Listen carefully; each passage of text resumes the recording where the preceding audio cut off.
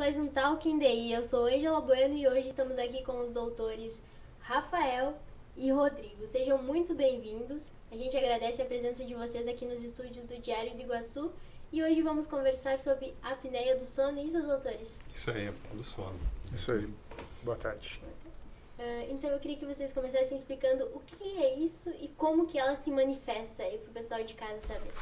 Tá, a apneia do sono é uma patologia, né, que antigamente a gente chamava de síndrome, mas que ela é derivada da dificuldade durante o sono que a pessoa tem de manter a passagem aérea adequada durante o sono, que vai desde a entrada do nariz até chegar nas cordas vocais, tem uma limitação no fluxo do ar e muitas vezes a limitação é tão intensa que chega a fechar a passagem do ar e daí o ar não passa. E com a falta de passagem do ar desde o nariz até chegar na garganta, o ar não chegando ao pulmão, começa a manifestar, manifestações sistêmicas começam a surgir. Então, no corpo todo, então, aumenta a chance de infarto, derrame, pressão alta, câncer, diabetes, enfim. Além disso, sintomas diurnos começam a ser manifestados. Assim. Então, a pessoa fica mais sonolenta durante o dia, acorda com uma sensação de que não dormiu muito bem, que a gente chama de sensação de sono não reparador, e começa a ter um rendimento não tão produtivo, seja do ponto de vista assim, de trabalho, como de gravar informações aprendidas.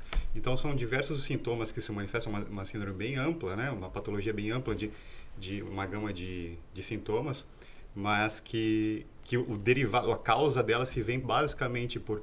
Vamos imaginar que tem um canal, né, um tubo que vai desde o nariz até chegar nas cordas vocais lá por dentro, e nesse tubo, quando a gente relaxa e dorme à noite, o ar não está conseguindo passar de uma maneira adequada. E daí o oxigênio não chega no pulmão e não chega no corpo todo, basicamente. E tem algo que pode desencadear isso? Não sei, algum hábito ou alguma própria doença mesmo que desencadeie essa apneia, doutores? A causa mais comum de desencadear é a obesidade. Né? E a gente está vendo que a população em geral está cada vez mais obesa. Então, assim como a gente engorda para fora, a gente engorda para dentro, assim como acontece na barriga, acontece no pescoço, e ajuda a manter a via aérea mais estreita ainda, e a pessoa vai dormir todo aquele peso em cima de um calibre mais estreito de via aérea, começa a facilitar isso. Mas a patologia em si pode surgir em pessoas magras também, não necessariamente em pessoas obesas somente. A gente tem relações anatômicas que podem desencadear isso, né? Então a pessoa tem um espaço, esse canal, esse tubo onde o ar passa, ele já é mais estreito, por diversos fatores, seja até essa relação ósseo, né, de esqueleto facial, de ser mais estreito, deixando, né, o queixo não tão grande, a maxila também não tão para frente, deixando aquele espaço lá atrás mais estreito. Mas também tem a amígdala, que pode ser grande, pode ser obstrução nasal. A gente tem algumas causas que levam isso a acontecer. E tem outros fatores, além de obesidade, da anatomia, como, por exemplo, genética. Existe um componente genético que parece estar associado. Existe uma instabilidade do sistema respiratório que também parece estar associado. Então, é um conjunto de fatores, mas é uma doença muito prevalente. Então, a gente sabe que esses distúrbios respiratórios do sono acometem praticamente 35% da população. Então, muita gente tem, ou ainda não se manifestou, vai ser manifestado mais para frente. A idade é um dos fatores que leva isso a surgir mais frequentemente. Ou já apresenta já logo cedo, né? Eu acho que da parte dessa relação anatômica, assim, do estreitamento, principalmente do terço inferior da face, eu acho que isso é uma origem muito comum e que o dentista e o bucomaxilo ele pode estar sempre mais atento, ajudando, né, contribuindo não só na terapêutica, mas na prevenção, né, Rafael? Sim, Rodrigo. Quando a gente fala desse assunto, eu sempre digo que as especialidades precisam trabalhar juntas, né? E como é bom assim essa relação do otorrino com o bucomaxilo, né, com o dentista, é muito legal esse tratamento, porque a gente acaba não é conflitando, mas indo sempre praticamente na mesma área, mas com coisas diferentes, né? Então, pegando o gancho do que tu falou aí, a questão da idade, né? O próprio relaxamento da musculatura, que vai envelhecendo, vai perdendo massa muscular. Esse relaxamento também, com o passar da idade, ele prejudica, porque você deita e essa musculatura relaxa e, consequentemente, a via aérea ela fecha também. Então, pessoas que têm a chamada deformidade dentofacial, que é o queixinho para trás, a mandíbula mais para trás e a maxila, isso muitas vezes está associado com a genética, tá? Puxar um pouquinho o gancho aqui para a genética. Que no Brasil a gente tem uma miscigenação de raças muito grande, tá?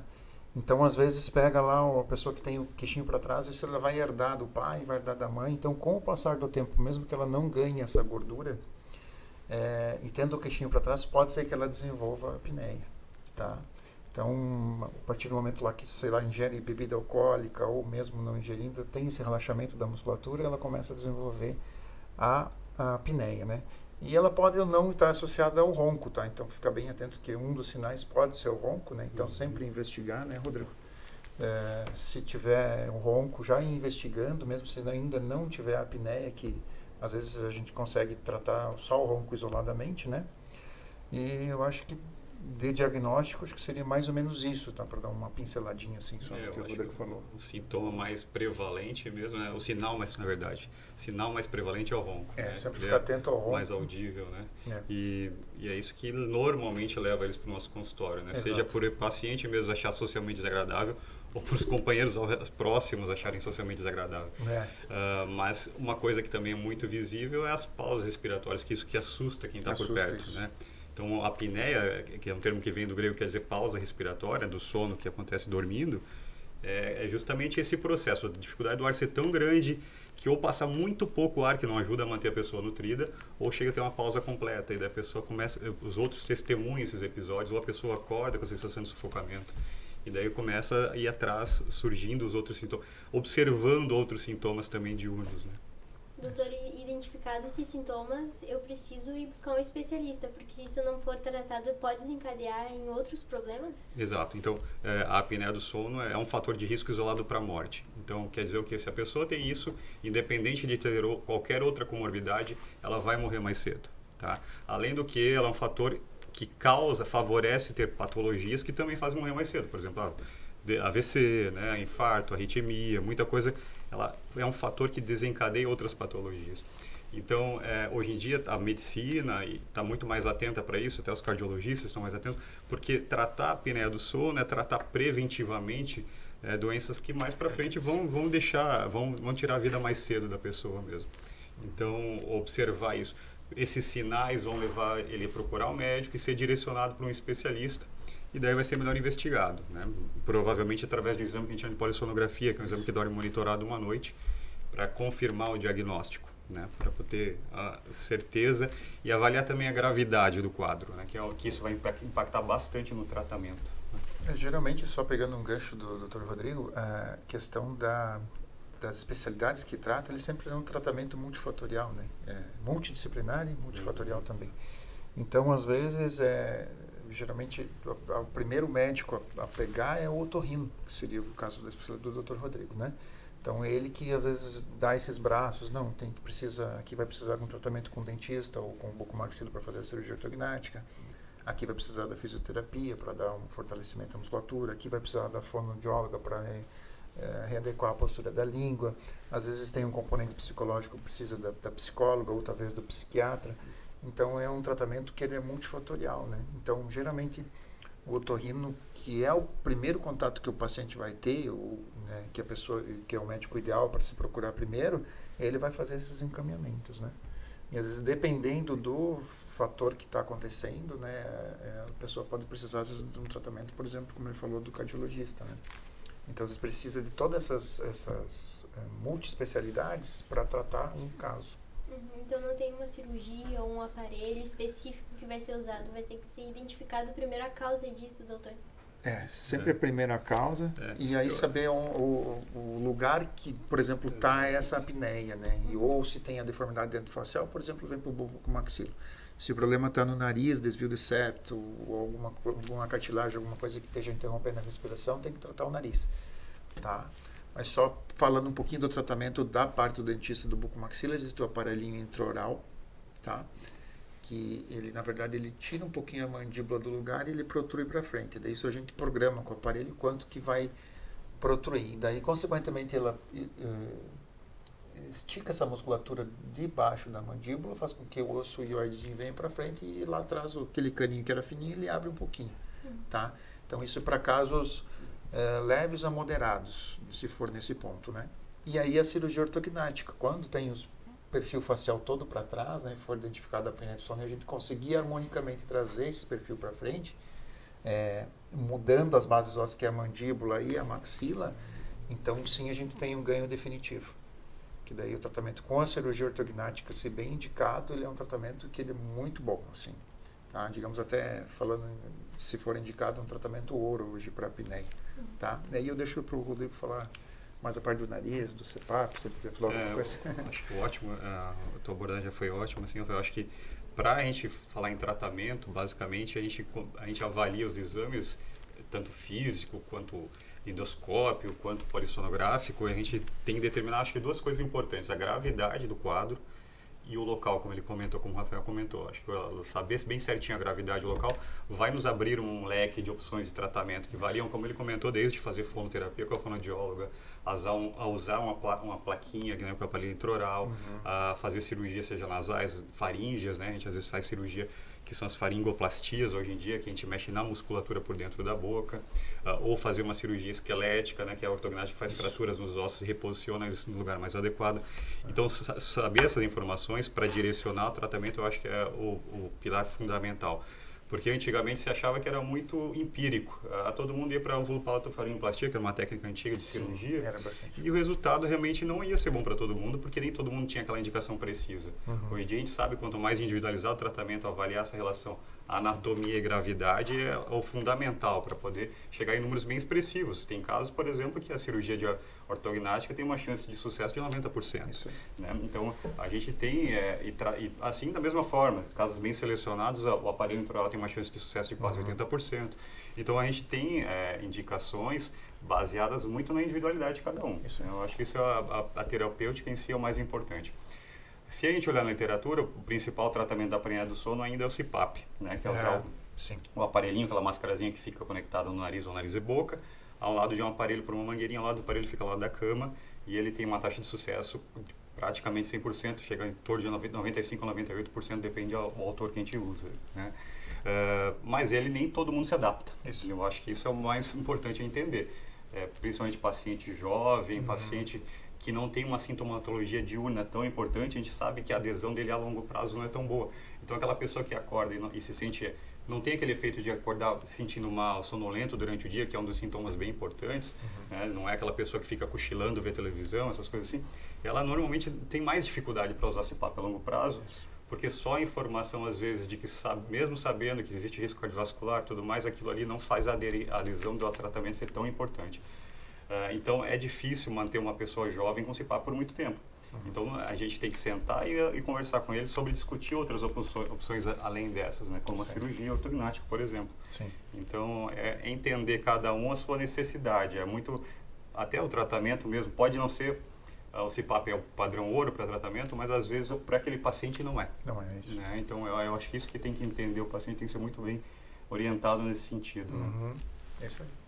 E, doutores, falando ainda do tratamento, muitas pessoas, antes de buscar um especialista, tentam buscar na internet, no YouTube e Facebook, e tem alguns aparelhinhos para colocar no nariz ou outros aparelhos que ajudam na respiração. Isso é indicado ou não é para usar e é para buscar direto um especialista? Isso daí a gente tem notas da Sociedade Brasileira de Medicina do Sono e da Sociedade Brasileira do Sono com relação a isso, porque a internet hoje em dia se tornou um meio de propagar informações. Bom, a gente está vendo fake news aí de todos os tipos de lado, né? Então, a gente sabe que é muito vantajoso comercialmente vender um aparelhinho que custa de plástico, custa barato, mas que até a pessoa comprou o aparelho e recebeu, não vai mandar de volta, e muita gente acaba sendo iludido, né, nesse sentido. Então, hoje em dia, muita coisa tem informação ruim, assim. Tem alguns aparelhos que até ajudam em casos muito específicos, assim. Dilatadores nasais, para quem tem insuficiência de válvula nasal, que a gente está falando de menos de 1% dos casos de apneia do sono são esses. Para eles seriam bons, mas não dá para generalizar para os outros 99% dos pacientes. Né? Então, por isso que a avaliação, como a gente vai reforçar um pouco mais nessa avaliação individualizada, né? Avaliar o paciente como um todo, o papel de todos os envolvidos, assim como o Rafael comentou, não só o médico, mas o dentista, o fonoaudiólogo, o fisioterapeuta, todos bem sincronizados nesse assunto. Trabalhar na prevenção, por exemplo, eu fiz essa parte de medicina do sono lá em Stanford, na Califórnia, e conversei com o Guilherme Minot. E eu perguntei para ele, que o Guilherme Minot foi quem descobriu a patologia do sono, né, a apneia do sono. E eu perguntei, doutor, qual que é o melhor tratamento possível? Ele falou, o melhor tratamento é a prevenção. é trabalhar quando é na criança, é trabalhar no peso.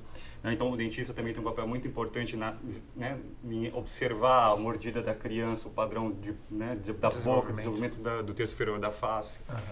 Né? E eu acho que entender esse panorama como um todo é muito mais importante que qualquer informação de internet de fontes duvidosas. Né? Sim. Eu acho que a única pesquisa que a população podia fazer que realmente aparece é a atividade física para perder peso, né? Então, esse é unânime, né? Todos nós concordamos, e é o que os artigos mostram, que é perder peso, diminuir a gordura. Então, a atividade física, né, é um que a gente poderia dizer que a internet aí acertou, né? Exato. Isso é um benefício para muitos pontos, inclusive para a apneia do sono. Né? É isso aí. Então, acho que é isso aí. Doutor Rafael, e você fez a cirurgia ortognática para melhorar o sono, né? Eu fiz. Então, eu queria que você explicasse se isso ajudou a melhorar o sono, ajudou a melhorar a qualidade de vida e por experiência própria, como foi isso para o senhor? Então, eu sempre tive o perfil para trás, né? Vou explicar mais ou menos a história. O queixinho para trás e eu tinha a maxila, que é a parte de cima, bem posicionada. Tá? Então, sempre foi para trás, isso herdei da minha família. Todos têm esse padrão, né? Então foi assim. E aí quando eu era criança, eu fui tratada pela ortodontia, que é a parte que mexe no crescimento facial, até que o Dr. Rodrigo estava comentando, e dos dentes, né? E aí eu fui tratado com aquele aparelho, chama freio de burro, antigamente. Colocava aqui e aí trouxe minha maxila toda para trás, porque eu estava em crescimento, então era possível.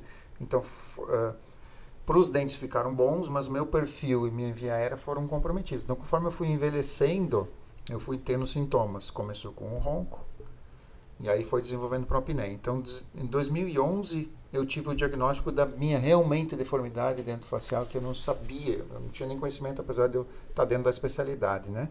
Mas o meu professor chegou e falou para mim, você tem isso, você foi feito assim e tal. E daquele momento eu tinha o diagnóstico de que eu precisava realmente da cirurgia, né? Então, por falta de tempo para me programar e tal, eu fui deixando, e com isso foi piorando. Fui envelhecendo, fui ganhando peso, o comprometimento do dia a dia, e com isso foi piorando. Então, quando eu fiz meu exame lá da polissonografia, eu fui diagnosticado como grávida, tá?